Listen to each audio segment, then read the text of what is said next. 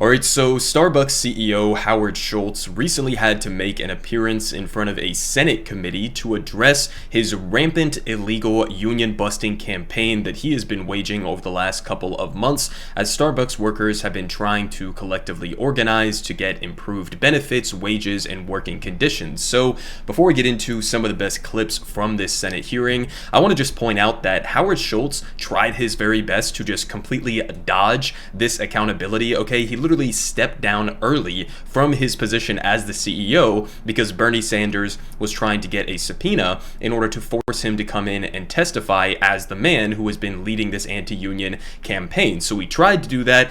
Obviously, it didn't work out, and he had to go make this appearance, and you're going to see here in a second why he maybe didn't want to do this. So the first clip that we have here is from More Perfect Union. It is, of course, the man, the myth, the legend, Bernard Sanders, who is, as they point out, unloading on Howard Schultz and basically giving us a short synopsis of what Howard has been up to over this period. So let's go ahead and jump into this first clip here. Over the past 18 months, Starbucks has waged the most aggressive and illegal union-busting campaign in the modern history of our country. That union-busting campaign has been led by Howard Schultz, the multi-billionaire founder and director of Starbucks, who is with us this morning only under the threat of subpoena. Let us be clear about the nature of Starbucks' vicious anti-union efforts. The National Labor Relations Board, NLRB, has filed over 80 complaints against Starbucks for violating federal labor law.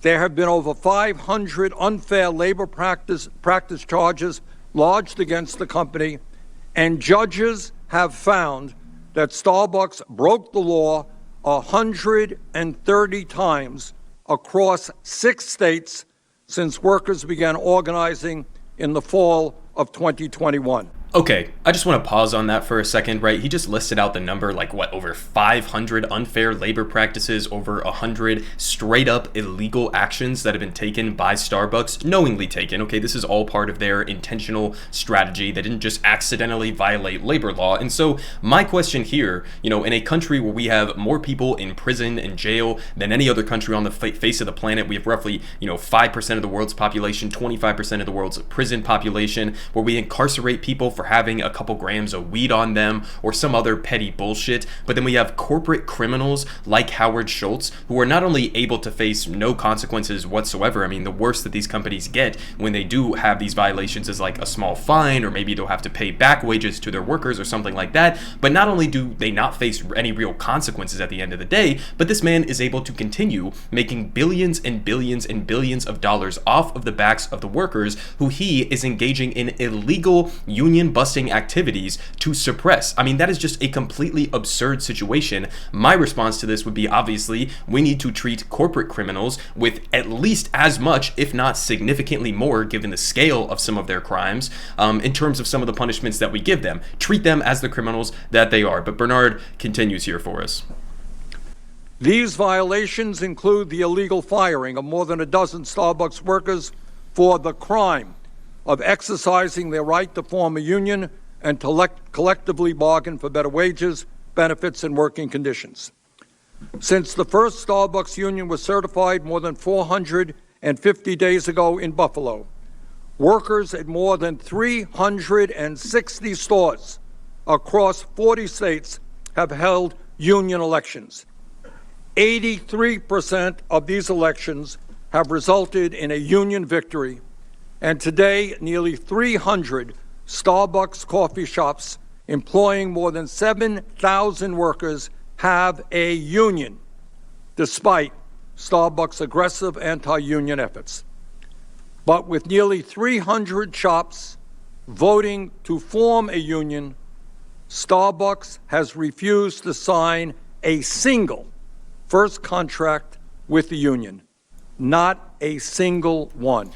All right, so I mean, he's 100% correct there. I mean, obviously, you see the problem here, right? We have hundreds and hundreds of stores with an 83% success rate that are voting to form unions. Now, keep that 83% number in your mind, even with all of the anti-union, union busting activities that corporate has been waging against these workers. They still have that 83% success rate, okay? Hundreds and hundreds of stores. Keep that in your mind because we're going to circle back around to that statistic when we get to Mitt Romney's opinion on these testimonies, which is not going to be surprising to anybody who knows who Mitt Romney is. But I mean, again, hundreds of stores that have successfully formed these unions, zero contracts. Okay, so what does that tell you? It tells you that Starbucks, as well as many other corporations where unions are, filed, they have these elections and then they're successful, they are not engaging in good faith negotiations with these workers. Okay, they are trying to basically stall out for as much time as they possibly can and hope that, I guess, maybe there's some high turnover rate and the workers inevitably give up or just continue to put pressure on them while they continue giving, in a completely illegal way, better benefits to stores that are ununionized and withholding benefits to stores that are unionized. And it's just a completely bad faith criminal process that they are engaging in here. So that statistic, I mean, above all else, really blows your mind when you just think about it. Zero stores have a contract. Hundreds of them have formed these unions. None of them have a contract yet. And we're months and months and months and months into this process at this point. But now I want to move on to this one, okay? Because obviously, Bernard Sanders was just blasting this multi-billion-dollar, a CEO here and, his unfair labor practices. But let's just go ahead and check in with how Howard Schultz thinks that he is essentially the victim in this equation, okay? This clip was absolutely fucking hilarious. So let's watch this one. This moniker billionaire, let's just get at that, okay? I grew up in federally subsidized housing. Let me finish. I grew up in federally subsidized housing. My parents never owned a home. I came from nothing. I thought my entire life was based on the achievement of the American dream. Yes, I have billions of dollars. I earned it. No one gave it to me.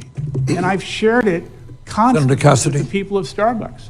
And so anyone who keeps labeling this billionaire thing, it's Mr. Schultz, I don't mean to cut you off. We have time limits here, and you have the opportunity. I'm not cutting you off. It's your moniker constantly. It's unfair. No, it is not. You have had more time. I've been generous with the time. I'm sorry. But Mr. Chairman. We have a room full of people. We have panel to go after you. You're not the only person testifying. Okay.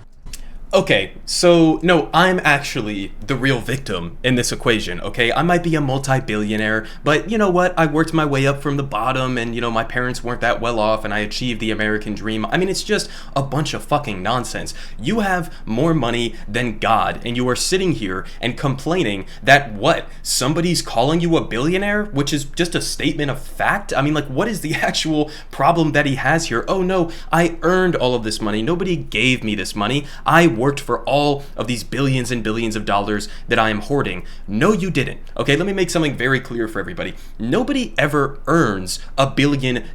It's not possible to get a job and earn enough in wages unless you're like, maybe, I guess you could say like LeBron James and you work your way up through the basketball world and then you make money through different various avenues. Maybe in terms of just wages getting you to be a billionaire, but that's just not the case. Okay, that's not how this shit works. You only become a billionaire by extracting surplus value, or under a capitalist system we call that profits, off of the backs of the thousands and thousands of workers who you are exploiting under you. That's where this money is coming from. Okay, you're running an operation here with hundreds and hundreds of stores across the country. That's what's producing your wealth. It is the labor of all of those baristas, all of the people who make sure the stores are cleaned, the cashiers, every single part of this process that goes into making a Starbucks, a Starbucks store operational. That is what is making you your money. It's not you, it's not your labor as an individual that made you this filthy rich. I mean, it's just a completely insane way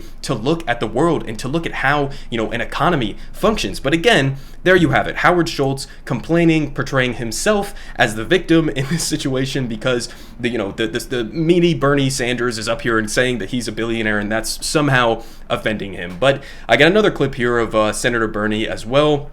This time he's basically directly confronting him on, some of the threats that we have seen towards Starbucks workers as a part of this anti-union campaign. So let's watch this one real quick. Have you ever threatened, coerced, or intimidated a worker for supporting a union? I've had conversations that could have been interpreted in a different way than I intended, that's up to the person who received the information that I spoke to him about. Were you informed of or involved in the decision to withhold benefits from Starbucks workers in unionized stores, including higher pay and faster sick time accrual? My understanding, when we created the benefits in May, 1 month after I returned as CEO, my understanding was under the law, we did not have the unilateral right to provide those benefits to employees who were interested in joining a union. Okay, so a couple of different things there, right? Obviously, at the beginning, Bernie asks him, have you ever threatened or coerced or intimidated a worker for trying to support a union attempt? And he says, well, you know, maybe they could have misinterpreted it. I mean, the gaslighting is just off the charts here, man. You know what you're doing. You're in this position specifically to bust these unions, okay? You are specifically the CEO because, you know, the executive class at Starbucks, the shareholders thought this guy will probably be effective in terms of, you know, crushing these union drives that we have seen spring up at Starbucks stores across the country. That's the whole purpose, okay? So when you have these captive audience meetings, when you're making veiled threats to workers, don't try to like cower away now that you're in front of this Senate committee and be like, oh, well, maybe they misinterpreted it. No, they interpreted it exactly as you and the other managers around at Starbucks and the executives who have been going around to all of these stores intended for it to be interpreted as, okay? That's exactly the message you were trying to send to those workers. But then the second point that he makes there is almost worse than the first one, right?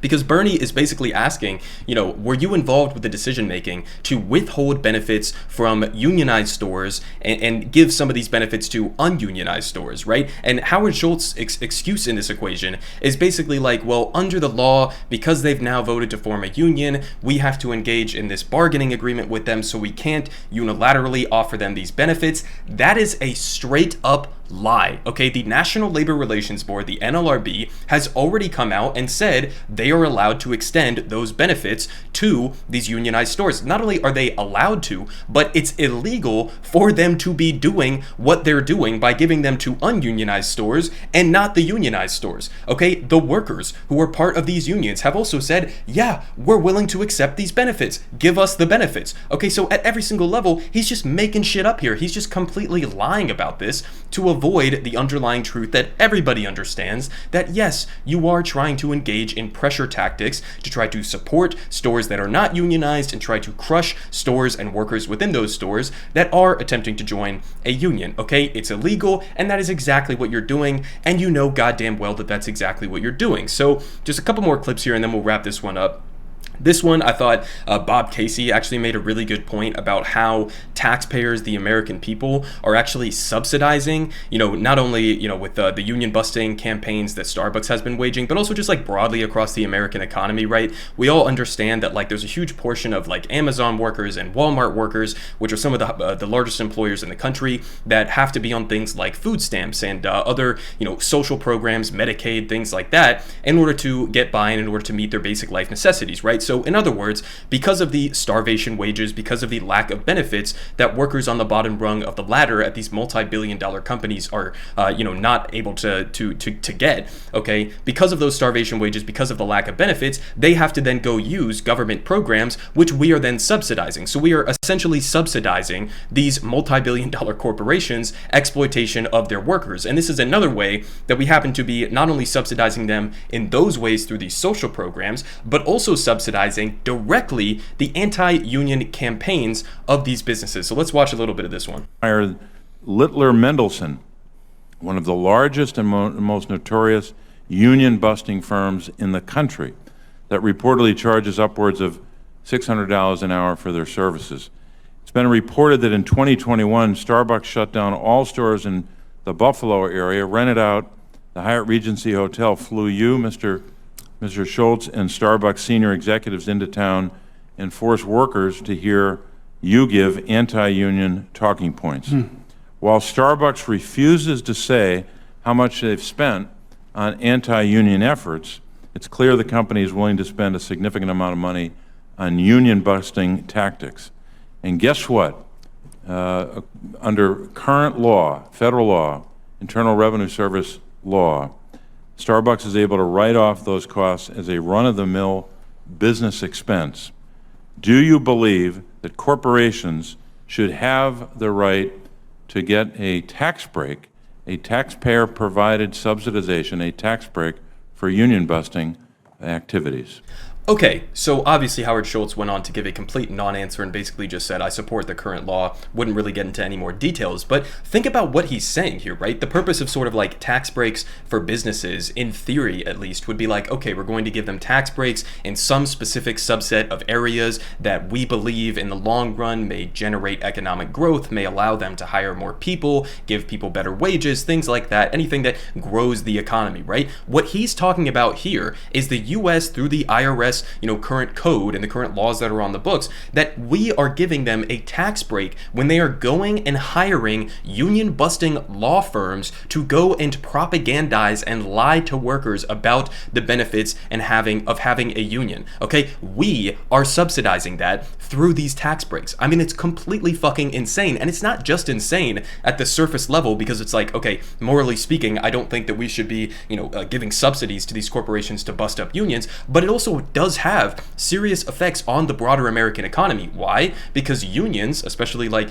states that have that don't have right to work laws on the books, or states that have higher union representation within them, on average they have higher wages, better benefits, better working conditions. Okay, so when you subsidize this, then what you are effectively doing is hurting the American economy, hurting the American working class across the board, because you are subsidizing their ability to make sure that those wages do not go up, to make sure that workers are not able to extract better benefits and better working conditions. Okay, so it's just a completely perverse situation that we have, but of course shouldn't be that much of a surprise, because essentially our entire government, except for maybe a handful of politicians, are bought and controlled by corporate America, and that's who they actually serve. That's how they write the laws, is to benefit that class of people. So it's not surprising, but at the same time, still pretty fucking egregious here. Now, I want to finish off on this one because this was honestly like the funniest of all of them. We have, of course, Senator Mitt Romney, who famously made the argument that corporations should basically be treated as human beings when we were having conversations surrounding whether or not they should be able to dump infinite sums of money into political campaign coffers. He made the argument that straight up corporations should be considered the same as individual people. And so, of course, he's going to give us an absolutely ridiculous take here on unions. So let's jump into this one. Thank you, Mr. Chairman and Ranking Member Cassidy. I recognize at the outset there's some irony to a non-coffee drinking Mormon conservative defending a Democrat candidate for president in perhaps one of the most liberal companies in America. That being said, I also think it's somewhat rich that you're being grilled by people who have never had the opportunity to create a single job. And yet they believe that they know better how to do so, and what's best for the American worker, and what's best for the American economy, what's best for growth. Okay, so just take a pause real quick. First of all, the notion that these companies or that CEOs or billionaires, they're just these precious job creators, right? They're not doing this out of the kindness of their heart, okay? They don't create jobs because they care about the well-being of the American working class or the American economy broadly. They are simply opening up job positions to fill them with cogs in a machine in the form of workers to extract profits off of their backs, okay? They wouldn't be making these hiring decisions if they weren't able to stuff more money into their own pockets. That's the whole purpose of this. So they're not like, benevolent job creators. It's just a ridiculous notion that they're talking about here. But, on top of that, he also gets into the idea that some of these stores don't necessarily need unions, I guess, or like Democrats are scolding businesses on the fact that they need to have union representation. That's not what we're talking about here. We're talking about workers who have decided as workers collectively that they would like to have the protections and the benefits that come with having a union, okay? They made that decision. Bernie Sanders didn't force these workers to join a union, okay? Democrats didn't force these workers to go join a union. They did that by themselves, okay? And that's going to, further aggravate you as we continue on this clip, because he keeps talking about it as if it's somehow like this top-down pressure that is forcing these workers to join unions instead of an action that they are choosing to take based on their experience as workers at this company. But he continues here. I also think it's rich to not recognize the extraordinary conflict of interest we have, which is our Democrat colleagues overwhelmingly get their campaign funds from unions. and therefore would like to find every possible way to extend unions, even if an enterprise feels that it's in their best interest to pursue a different course. Okay, so again, notice how he said at the end there that some enterprise, as in the corporation, may decide that it's not in their best interest to join a union. Okay, it's not up to the enterprise, Mitt. It's up to the workers. That's the whole point of what a union is. All right, but I'll circle back around to that because another thing that he said in there was also kind of funny, right? He says Democrats are getting an overwhelming amount of their campaign contributions from unions. What are you talking about? What is this, like the 1970s or something? Okay, Democrats are basically just as corrupt as Republicans in terms of taking those campaign contributions from corporate America. That's where the overwhelming campaign contributions are actually coming from, which also makes it hilarious because he says there's a conflict of interest if Democrats are supporting union drives around the country because those unions may support Democrats in their elections, but somehow in the bright mind of Mitt Romney, it's not a conflict of interest for politicians like him to take direct bribes from corporations and then to legislate on their behalf. Okay, so that's not a conflict of interest, but it's a conflict of interest to be in support of the unions? I mean, like, what are you really talking about? Okay, so finish off there with Mitt Romney. Can't take any more of that clip. I'll link it down below if you want to subject yourself to more of that for some goddamn reason. But listen, I mean, at the end of the day, this is pretty simple, right? The reason why we have unions under a capitalist system, okay? It's not my perfect world. Obviously, I'm a socialist political commentator, so I would like workers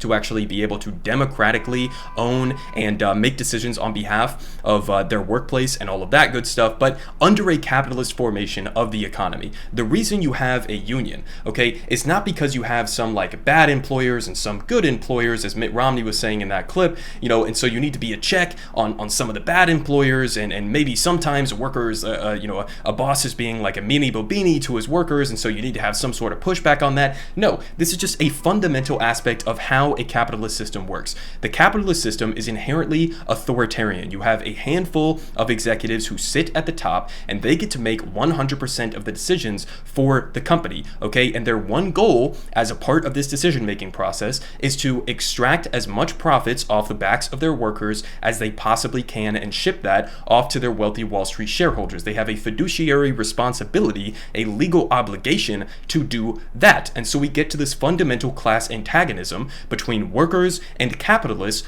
under this system, where you can extract more profits off of the backs of your workers by doing what? By diminishing wages, keeping them as low as physically possible, by making sure that workers do not have adequate benefits that you may have to chip in and pay for, by refusing to make adequate investments in hiring more people, or by increasing the safety conditions within any given workplace, okay? That is how they extract more profits out of this system, which is, again, their one goal. So the reason that you try to fight for union representation, okay, is specifically to be a counterbalance, a democratic check, a collective formation of workers to be a democratic check on that authoritarian system, okay? And it is demonstrable. You can look at all of the statistics on this.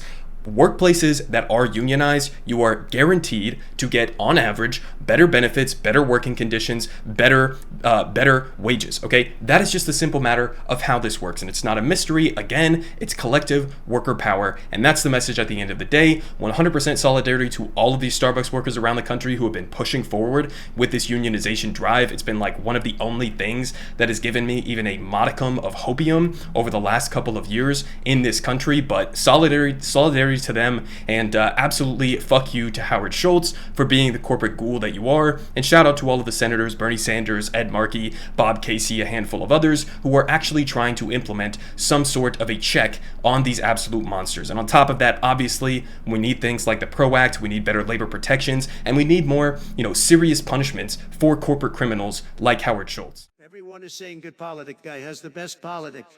Believe me, no one does it like him.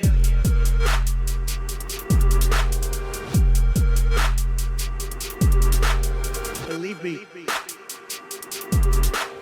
everyone is saying